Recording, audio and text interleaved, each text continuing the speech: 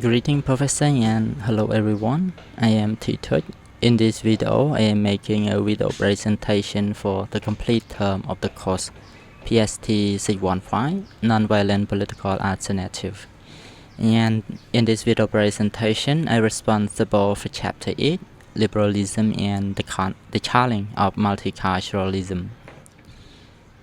And this chapter summary is from the book An Introduction to Political Thought, authored by Ferry Roberts and Patterson.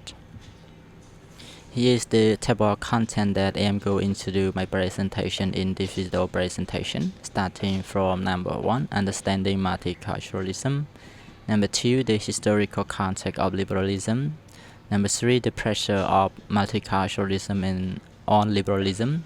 Number 4, the dominance of liberalism and its implications. Number 5, spectrum of responses to multiculturalism. Number 6, examining Rawls' political liberalism. 7, critique of Rawls and the way forward. 8, Gimlick differentiated group rights. 9, the complexity of cultural autonomy. 10, paired multiculturalism, and the last one is the implications for political theory. So without further ado, let's begin with understanding multiculturalism for the core challenge of multiculturalism. Starting from the definition of multiculturalism is the reflection to the modern reality of society composed of diverse religious, ethnic and cultural group. And liberalism fundamental principle historically seek to eliminate arbitrary inequality and champion freedom through universal individual rights, asserting equal treatment for all citizens regardless of distinguishing feature. And the central dilemma is the fundamental principle of liberalism faces challenges from multiculturality, prompting reconsiderations of whether purely liberal responses is adequate or appropriate. And the historical context of liberalism for the origins and development of liberalism. In the chapter, I summary the different three main points, including the response to 17th to 18th century challenges, the Enlightenment contributions, and a framework for political crisis. Starting from response to 17th to 18th century challenges, liberalism emerged as a response to religious intolerance and coercive prolytization, leading to the establishment of sovereign state as a primary unit of the world politics. And the sovereign state in this context mainly focuses on the difference of the internal sovereignty and external sovereignty. For internal sovereignty, that the legitimate government have the rights and its power to govern the country, and external sovereignty, as a state, the government as the legitimate government have the rights and equality right to make their operations and relation with another country around the world. And the Enlightenment contribution advocated for the rights of man, promoting the idea that individual freedoms and justice are assured through equal participation in the nation state, with the shared rights and obligations, and a framework for political crisis.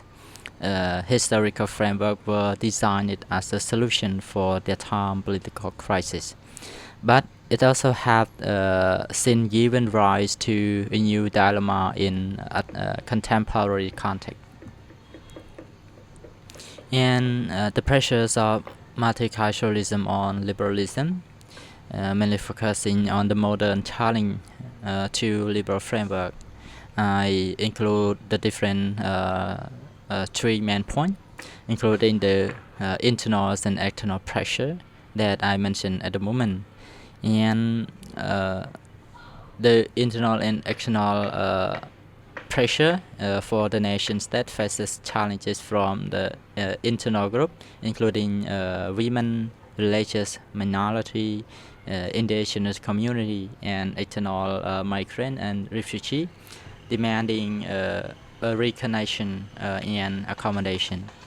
And allow me to talk briefly about the element of the state and the country. For the global recognition and global studying, they containing the four elements of the independent state or the sovereign state, including the territory, the population, the government, and the sovereignty that I mentioned, the difference between external and internal sovereignty at a moment ago as well. And the risk of overlooking diversity for the liberal model homogeneous citizenship risks overlooking the legitimate need and identity of the diverse population, potentially perpetuating discrimination. And fundamental critic argue that some differences are morally significant in that the focus on the individual as the primary political unit is overly abstract as the detached from social context. About the dominance of liberal and its implications, critique of liberal neutrality containing the historical discrimination, questioning neutralities, and emerging voices. For the historical discrimination, liberal society have a legacy of discriminations against those who do not conform to prevailing norm, often characterized by whiteness, Christianity, and maleness as well. While questioning neutrality, this legacy raises questions about validity of liberalism's claim to neutrality and impartiality, and whether it is justificable for imposing liberal standards on non-liberal individuals and groups as well. And emerging voice is a diverse voices, including the feminist and multicultural series, advocated for re-examining political norms so better respect the complex reality of multicultural society. And the spectrum of responses to multiculturalism about the political theories and responses, I have the different four main points.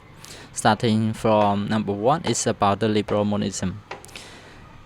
Liberal monism asserts a singular universalist conception of justice, a unitary model of citizenship as the only just framework for governance. And the second one is about the liberal pluralism. Liberal pluralism attempts to accommodate diversity while maintaining liberal principle, as seen in John Rawls' later work on political liberalism and overlapping consensus as well.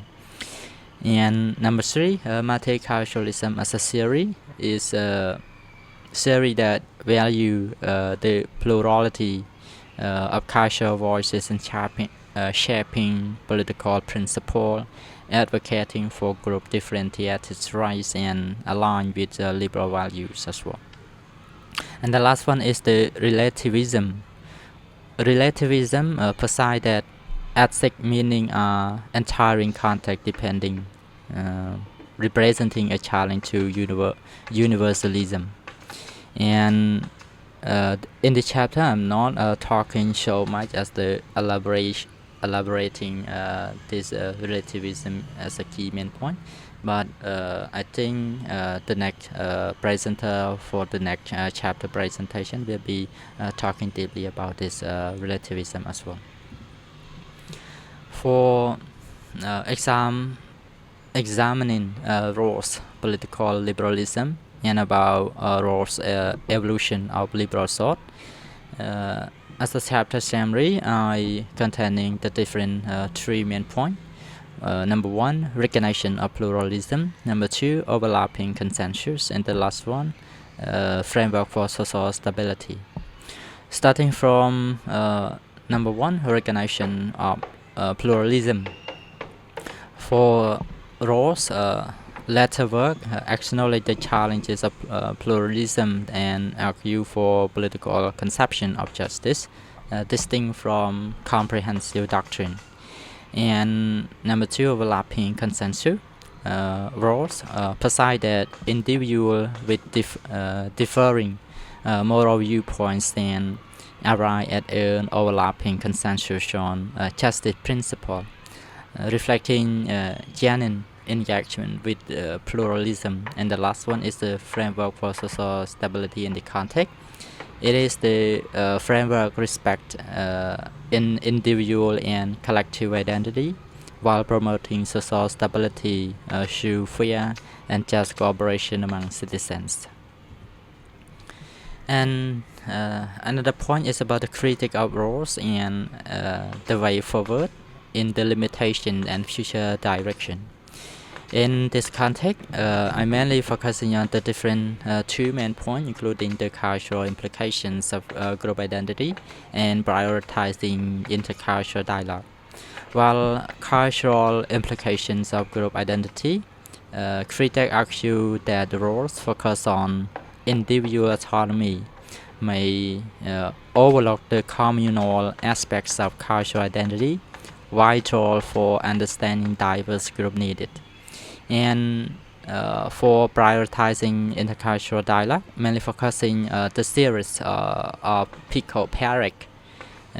He mainly focusing on the multicultural society, must prioritize intercultural dialogue and avoid imposing liberal principle as the default standard. And the Gimlica differentiated group right for the different category. In this point, allow me to talk the three category of differentiated right, starting from self-governance right. Is the right accorded to national minority, allowing them political autonomy. For example, including the Quabico. It is the name in Canada and indigenous people in the U.S. who requires self-governance for education, law, and resource management to maintain cultural identity. And Polynesian rights. This right pertain to immigrant groups supporting their cultural expression while facilitating integration. These include anti-discrimination law, public funding for cultural practice, or exemptions from conflicting religious law, promoting a cohesive society that acknowledges diversity. And the last one is the special representation rights. These rights ensure minority groups have a voice in the political process, including reserved seats in legislative body or other mechanisms to ensure minority opponents are heard in public policy decision making. And the complexity of cultural autonomy that have the different four main points, starting from national minority versus immigrant group. In this point, for Kimlicka, differentiates between national minority with a historical connection to their territory and immigrant group who have chosen to assimilate for migration. This is for immigration, and migration imply some cultural rights associated with their homeland, while context for individual choice. Gimlicka, he mainly focusing on the cultural identity is not merely a backdrop, but significant factor in shaping individual choices. And political theory as a consideration, Any political theory advocating individual freedom must consider the cultural context that inform those freedoms, requiring a nuances approach to liberalism. For the last one, the refugee dilemma. In contrast, this principle is not clear-cut for refugee whom Kimdika reluctantly acknowledge as deserving of protection due their circumstances. And empiric multiculturalism are divided into different two sectors, including pluralist universalism and dynamic and evolving culture. And both of them also have two main points as well. Starting from pluralist universalism and rejecting relativism and monism. For Pico-Pierrick, build upon and critic Kimdika and Ross. He advocating for pluralist universalism, which acknowledge both shared human attributes and cultural differences. He rejects the relativism and monism. And the importance of intercultural dialogue, Pierrick, the importance of intercultural dialogues to navigate moral disagreements and disputes about practices such as arranged marriage, female circumcision. While dynamic and evolution culture, including cultures as a dynamic system, Pierrick, he mainly focusing on the cultures are not static, but dynamic systems that evolve through interactions and dialogue. And human beings are shaped by their cultural context as well. And balanced approach to moral framework in dynamic and evolving culture. He advocates for a balanced approach that consider both universal human needs and the specific values of diverse culture.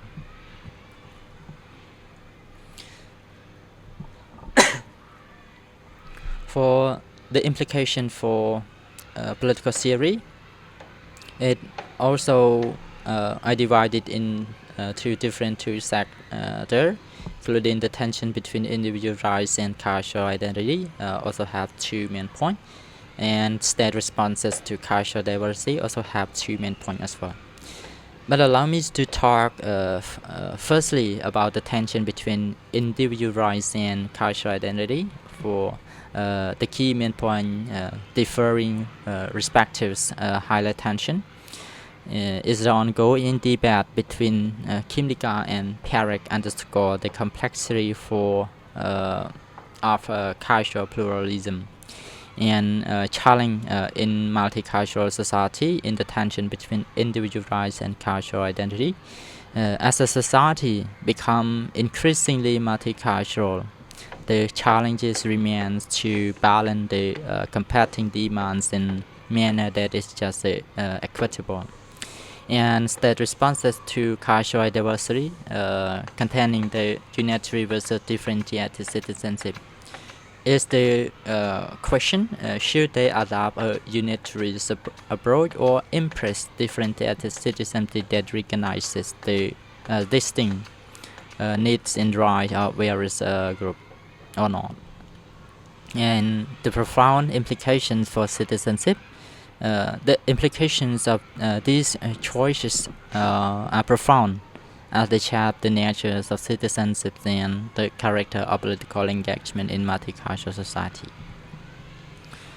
Here is the end of the table of content that I talk at the moment, but before I ending this presentation, allow me to talk briefly as a summary of the chapter, Liberalism and the Challenge of Multiculturalism. Throughout my presentation of the chapter, I also include the core issue, meaning that the ongoing tension between liberalism, fundamental foundation principle, and multicultural society, And the second one is challenges to liberalism, including homogeneous citizenship model, questioning liberal neutrality, complexity of cultural autonomy. The third point is about responses and theoretical development, including the spectrum of responses, Rawls, political liberalism, Gimlica, differentiated group right, Perec, pluralist universalism. And number 4 is about the implication for political theories and practice that include the choice between this model profoundly influences the natures of citizenship in the increasingly diverse society, as well as the character of political engagements and the stability to achieve justice and equity within multicultural framework as well. As a final of this presentation, I wanna make an abstract or the summary about the multiculturalism within liberal political theory require considering and adapting liberal principle to accommodate cultural diversity without sacrificing core value of freedoms and justice. This involves embracing pluralism, promoting intercultural dialogue, and recognizing the dynamic, evolving natures of culture. And political theory must balance individualized with cultural identity to foster inclusive, equitable, and stable multicultural society. So my presentation is come to an end. Thank you, Professor, for your allowing and preparing the deadline of my presentation today. And thank you, everyone, for your watching my video presentation today. Thank you so much.